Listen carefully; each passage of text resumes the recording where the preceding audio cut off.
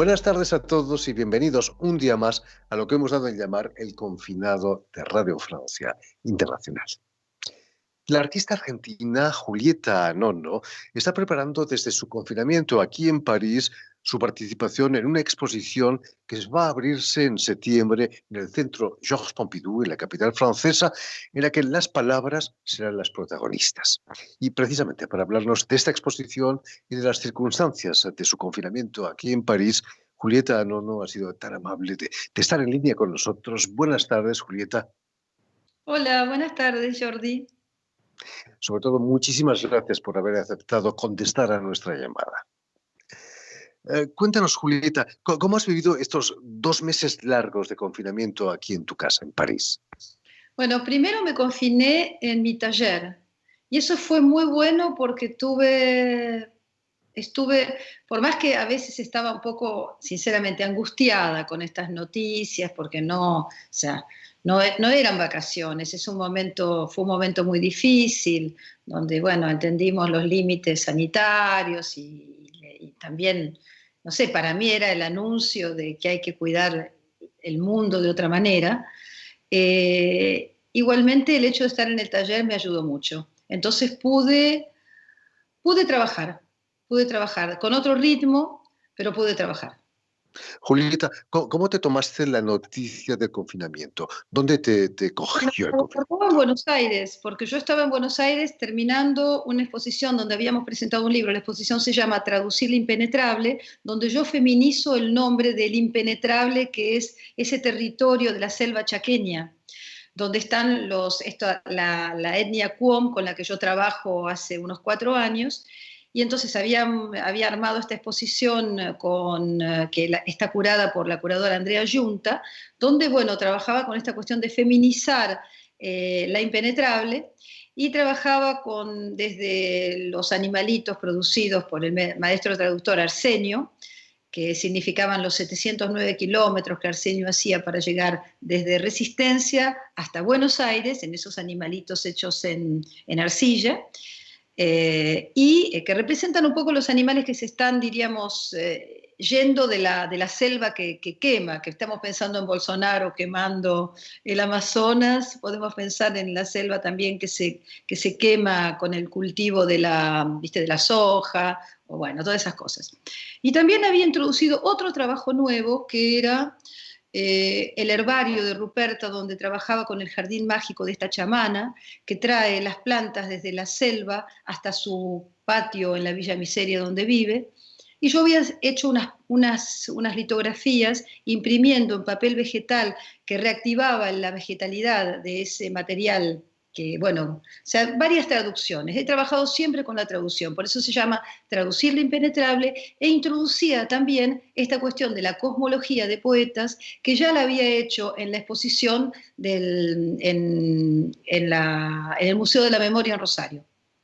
Julieta, no. A causa de la pandemia se ha anulado también, o al menos se ha pospuesto, la Bienal de Mercosur que debía celebrarse en Portalegre, en la que había sido invitada a participar. Allí esos animalitos habían aumentado, ¿no? Claro, Esas... porque era la distancia. Es la Bienal que también está curada por Andrea, es ella la curadora de la Bienal, y la impronta era feminismo y negritud, porque ella reivindicaba esta cuestión de las artistas negras que han sido, diríamos, puestas al costado, no escuchadas. Ya las artistas mujeres hemos sido mucho menos escuchadas, vamos a decir la verdad, pero encima en esa situación Entonces, estos animalitos estaban todavía, eran muchos más, y además venía el jardín y además venía la cosmología, porque en la Fundación Camargo habíamos pensado hacer una cosmología también de poetas allá. Hablando de cifras simbólicas, otro número simbólico para ti es el de 395 días, los días de tu cautiverio en el centro clandestino de detención del Pozo y también en la jefatura de policía de Rosario durante la dictadura militar.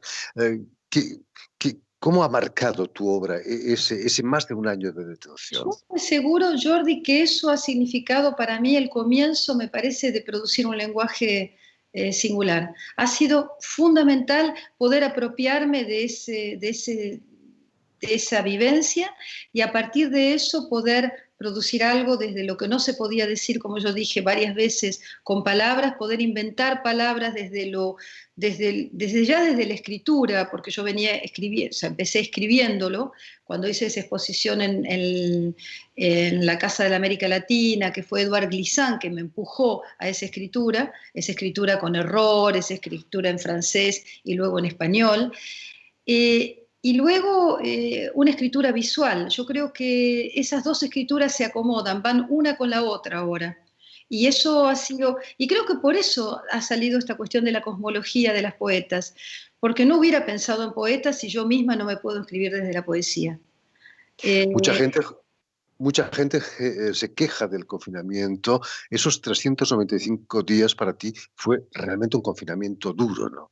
Sí, vos sabés que al principio es interesante lo que decís, porque al principio del confinamiento yo me sentí casi en libertad condicional. Yo vivía, además de confinamiento, 5 años de libertad condicional, donde tenía que firmar todos los meses para decir que no me iba. Y conocí muy bien la Patagonia, sí, porque no podía viajar a otro lugar que no fuera, estaba siempre en el país.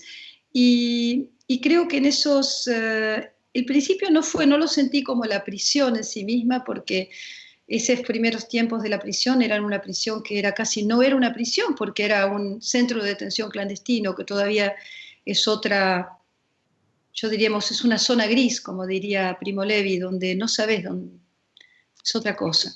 Pero En qué se ha convertido el Pozo, Julieta? esto se ha convertido ahora en un lugar de la memoria, pero ha perdido un poco para mi gusto, porque sabés que han puesto las paredes todas con vidrio para marcar las trazas que teníamos los prisioneros hacíamos, y eso a mí me parece que ha sacralizado el espacio y le ha sacado cierta, yo creo que el problema de los lugares terribles como estos, si uno los sacraliza, para mí, pierde la posibilidad de construirse en lugares de saber. ¿Entendés? Julieta, perdona, ¿te molesta si te digo que eres la más literaria de las artistas plásticas que conozco?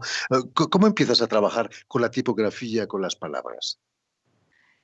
Empiezo, ya en Argentina yo escribía, pero creo que la escritura empezó desde la exposición que me propone Anu Son y Vitranie en la Maison de la América Latina.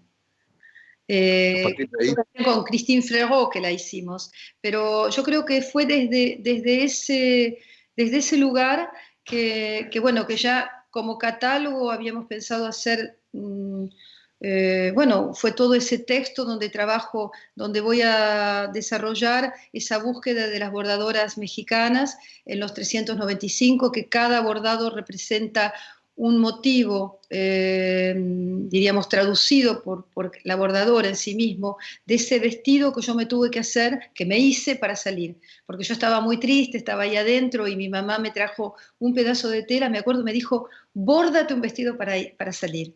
Y yo creo que eso fue genial, porque yo no sabía cuándo iba a salir. Habían anulado la fecha estaba en ese lugar de nimbo donde uno no sabe.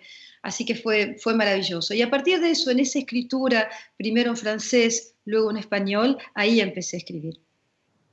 En muchos países orientales, como en China, en Corea, en Japón, naturalmente, las palabras, las letras han sido elevadas a rango de arte, ¿no? A través de la caligrafía. ¿Te sientes un poquito heredera de esa tradición del arte de las palabras? No desde, diríamos, yo no puedo decir, porque hay gente que dice la poesía visual, para mí, no sé, porque no es caligrafía lo que yo hago. Lo que yo hago es más que nada es una escritura, y una escritura que es a máquina. Y yo diría que es más que nada que para mí yo trabajo con el discurso, más que con la manera de la línea de la palabra, yo diría que es el discurso. Y a partir de eso, a partir de ese discurso, estoy pensando, cuando te hablo, pero yo me parece que se me abre el corazón y las ideas y ahí puedo, pero es desde ese discurso poético que puedo deconstruir, diría yo. Hablando de palabras, perdona, hablando de palabras, de ideas, la temporada que viene vas a participar en una exposición nada más y nada menos que en el Centro Georges Pompidou, aquí en París, dedicada a la palabra. Cuéntanos, ¿qué va a ser esa exposición? Estoy muy contenta. Es Jean-Max Collard, que es o sea, se ocupa de la palabra en el Centro Pompidou, justamente se llama La Palabra, y organiza hace años este festival que se llama Extra. Entonces, en este festival de poesía, vamos a trabajar, bueno, ha invitado a diferentes artistas. Creo que, mira, a ver, hay un artista que me parece que es el más importante, porque él es que va a hacer una suerte de archipiélago, creo que se llama, no me acuerdo el nombre, qué locura. Pero yo sé que está Joseph Nihan, que va a hacer un film también, que va a mostrar un film, y otros artistas. Entonces, él me invita a mí para que yo haga lo que se llama la cosmología de poetas, una cosmología de poetas donde yo escribo nombres de diferentes poetas y las voy a unir como una especie de cielo invertido, con los colores, con rubanes, con cintas, con líneas, que une un nombre con el otro, con los colores que reivindica el feminismo en América Latina. Quiero decir, el verde por el aborto gratuito, legal, el naranja contra la separación de la Iglesia y del Estado, porque es muy potente eso en Argentina, y el violeta contra la violencia de género. Entonces esa cosmología también de alguna manera calca una cosmovisión del pueblo Qom con el que yo vengo trabajando. O sea, no es anodino este trabajo con los Qom y la cosmología de las poetas. Y a la misma vez está esta cuestión de la reivindicación del feminismo que es tan político en América Latina. Si quieres te puedo contar por qué hablo de la cosmovisión del pueblo Qom. Es bastante... Por supuesto. Bueno, te lo voy a contar. Es muy interesante y bastante especial. En la cosmología Qom, los hombres, antes de la condición humana, eran mitad animal, mitad hombre. Eran eternos y las mujeres no existían y venían del cielo. Una vez las encuentran, las ven. Ellas bajan del cielo por escaleras en hilos de jaguar. El jaguar se consigue diríamos, en la selva y sirve para tejer las redes de pesca. Ellas bajan de esa escalera, eran brillantes y eran enteras, no eran mitad animales, eran mujeres brillantes. Y las encuentran comiendo la carne cruda que ellos habían dejado de un banquete. Pero ellas comían por la boca y por la vagina, porque estas mujeres tenían doble boca.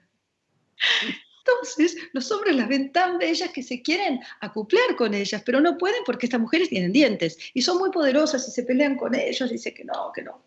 Entonces ellos deciden, uno de ellos, el hombre tapir, decide de hacer una convención abajo del árbol mágico que es el mapic, y deciden que el hombre mosca que tiene alas va a ir del otro lado del océano a buscar algo para ver cómo hacen para encontrarse con estas mujeres. Porque antes ellos hacían bebés, pero los hacían en los huecos de las calabazas y los bebés no podían vivir.